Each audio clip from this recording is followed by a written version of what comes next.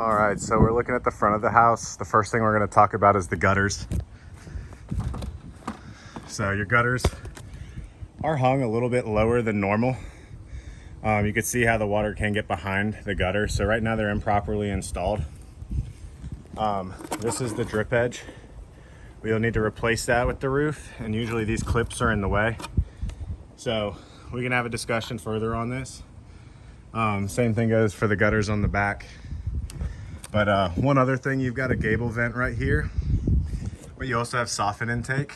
So typically when you have soffit intake, you need a ridge vent.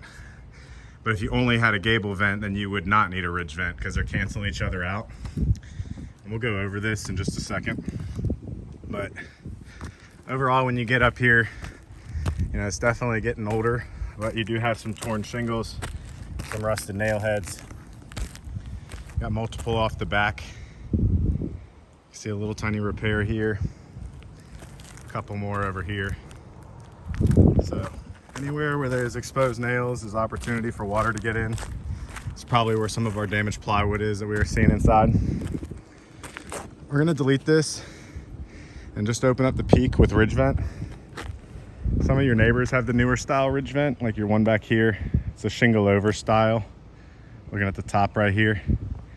The older style is what your neighbor has next door, and this is aluminum. So there's problems with the aluminum ones. We can go over the shingle over style is what we'll end up using. We'll cut out every bit of this peak. By getting in the attic, I was able to see there was no 2x6 sitting in the middle, like some of these older homes are framed, which means you can't cut out the ridge vent. And you can see you do have a big opening right here on the one vent. So you got water coming in multiple places. Definitely seeing some wind damage up here. I see your temporary repair here, which is good. It's not keeping water out for long term, but at least you stop the water coming in for the short term.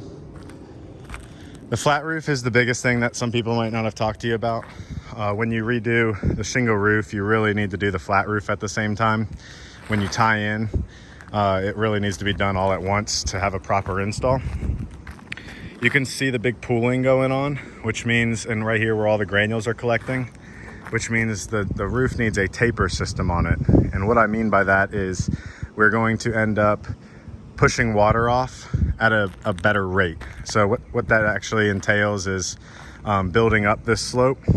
Now, I'm not saying something drastic, but what will end up happening is we'll build up from here to here and from there to there, and we'll create water go this way, that way, and then from here going that way. So we can discuss this more, but it's going to be the only way to pass code these days with the taper system. And we'll go over this in more depth. So the taper system is required, and it's something that we'll have to do with the flat roof. And the flat roof needs to be done at the same time as the shingle roof. So we have all these pipe boots, penetrations. Those will all get replaced and painted to match. We'll delete this vent, and we'll open up the ridge vent, and we'll have another discussion about the gutters. Thank you.